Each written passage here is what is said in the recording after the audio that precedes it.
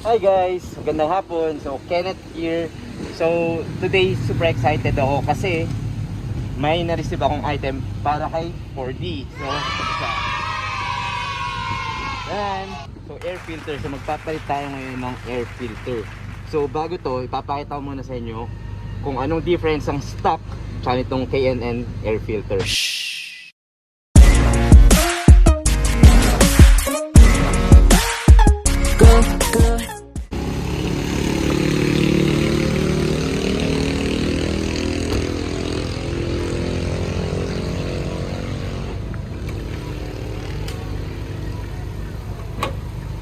So, lapit kayo dito. So, ito yung stock ko guys. So, kung mapapansin nyo, yung airbox filter cover ko, binutas ko yan. So, nag-DIY lang ako dyan. Binutas ko, dinilagyan ko nitong goma para hindi pumasok yung mainit. Pero, di ko alam kung effective. Pero, ayan. So, kaya ko ginawa to para mas aggressive yung tunog. So, ipapakita ko sa inyo kung may pinagayahan ako dito, yung Ford Focus ST. Makikita nyo yun sa picture dito. So, yun. Ipapakita ko sa inyo. So ngayon, itetest natin yung tunog ha ng stock. Kaya lang, re-rev natin.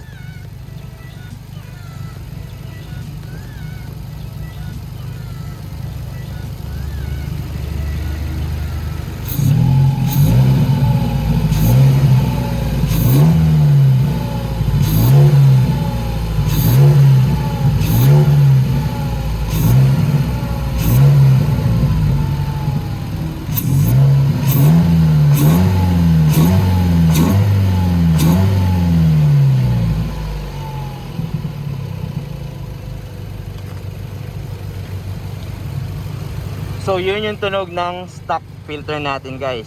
So mamaya itetest din natin, ida-drive natin kung anong tunog nito sa loob ng kotse. Pero feeling ko hindi nyo masyado maririnig kasi malakas masyado yung muffler ko. So ang ginawa ko naman sa muffler ko, muffler delete, tinanggal natin yung lunch box sa likod, plus tinanggal din natin yung resonator. So yun, dinilit ko. Para siyang naka straight pipe, kaya sobrang ingay din sa loob. Yung drone, may drone siya sa loob ng kotse. Pero sige, susubukan natin. Then abangan nyo guys kasi itong filter na to, bagong bago pa yan, wala pa isang buwan yan. Gagawin ko dyan, pag napalitan ko na K&N filter, papamigay ko to. So stay tuned lang kayo. Sasabihin ko sa inyo mamaya kung paano natin papamigay itong air filter na to. Stock to, wala pa isang buwan to, so bagong bago. So ayun, isa pa pala, kung may alam kayong bilihan ng stock airbox filter cover, yung buo pa sana, gusto ko rin i-testing yun. Gusto ko rin i-test kung anong tunog niya pag naka stock cover lang siya. So yun, kung meron kayong anong bilihan, i-comment nyo lang para ma-testing natin yan, para alam natin lahat yung resulta. So yun, pasok tayo sa kotse, mag-iikot-ikot tayo, tetestingin natin kung anong tunog sa loob. Tingnan natin kung anong difference. Okay, so dito na sa kotse, pakinggan nyo kung anong tunog nung filter, anong difference ng filter sa stock. Ito yung stock pa to sa papalit natin mamaya. Pakinggan nyo lang.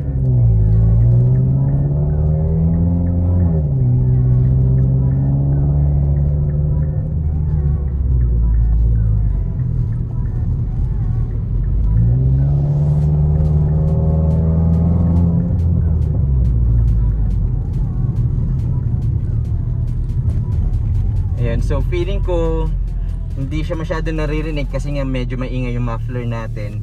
Pero yun so far yun yung tunog ng stock natin. So mamaya kakabit natin yung K&N and tignan natin kung anong magiging difference nila, kung may difference ba sa tunog dito sa loob. So abangan natin. So uwi lang ako, kakabit ko na yung K&N, then tignan natin ulit mamaya, test drive ulit natin.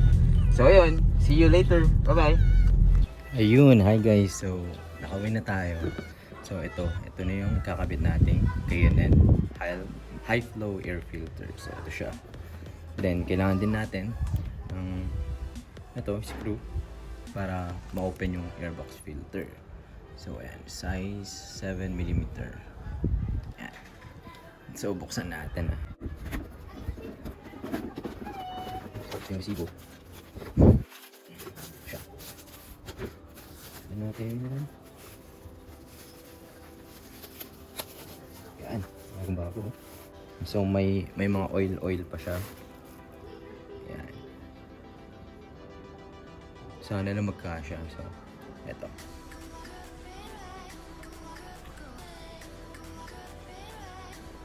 Ayan, tara, kapit na natin. Ayan, so tatanggalin natin itong apat. 1, 2, 3, 4. Ayan.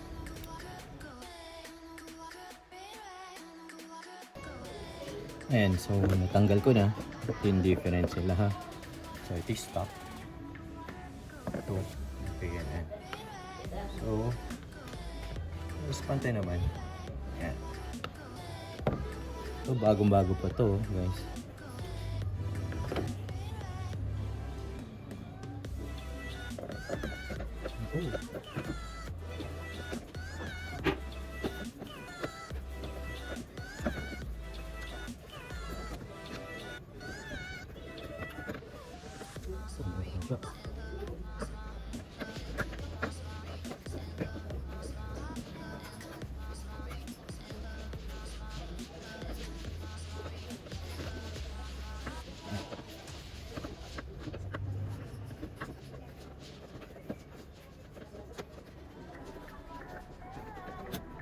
Yan, siguro yung feet. Actually, hindi siya 43 feet. Parang meron siya, pero so far nakasama. Okay. Kaya natin ito. Yan, ito pa. Hindi siya pasok.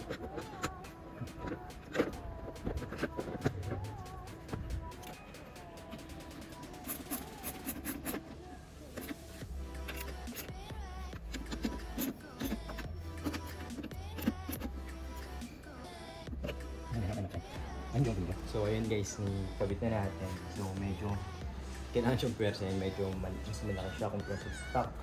So pwersahin mo pababa dun, then itong cover din kailangan pwersahin para fit na fit. So ayun, kabit na siya. I-close up natin. So ito na siya kinalabasan. So ayan, matibay siya, intact na intact sa loob. Itong cover din matibay din, nakakabit yan. So ayan. So susubukan na natin yung tunog kung kumusta naman. Sige, test natin. Una rev muna dito, then later on sa loob ng kotse ulit. Gaya ng stock kanina. So nikabit na natin yung K&N filter. So tinetest natin. Ito yung tunog niya sa loob. So pakinggan nyo guys ha. So kayo na humusga kung may difference ba mula kanina.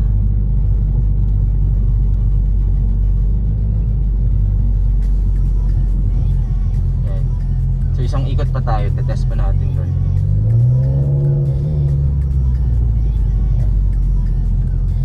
Naririnig nyo ba yan? May fireback tayo konti. So epekto ng straight pipe ata yun. Pero yun, yan natin ha.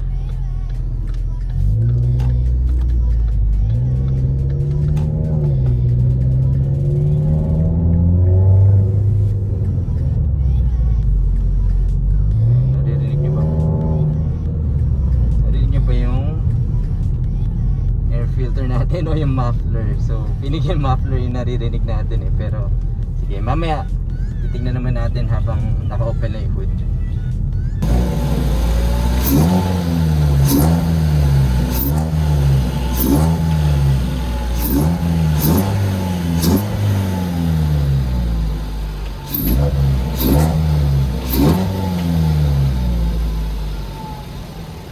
Overall verdict ko, so far in terms of tunog, parang same lang naman sila. So pag tinapat natin yung camera, napakinggan nyo naman, parang same lang yung stock tsaka yung K&N air filter natin. So same lang. Pati pag dito sa loob ng kotse, same lang din yung tunog. Pero ang may may napansin naman akong difference in terms of performance. So parang yun, parang mas siguro minimal lang, hindi ganoon kalaki, pero feeling ko may parang mas maganda yung response every time na maggagas ako sa pedal. So yun, itetest ko pa siya within the next days, then update ko kayo sa next video natin. So nga pala, later on, pag-uwi ko sa bahay, yun na, yun yung ibibigay kong air filter, yung stock ko, yung tinanggal ko kanina. Abangan natin, wait lang. So ayan, kung gusto nyo mapasa nyo to, i-like, share, and subscribe lang sa YouTube channel natin for more episodes, for more learnings, DIY, or upgrade sa kotse natin. So ayun, so pipili tayo ng lucky winner sa next Saturday or next weekend. Tignan natin. So abangan ko guys, tignan ko ha. Thank you. Bye-bye.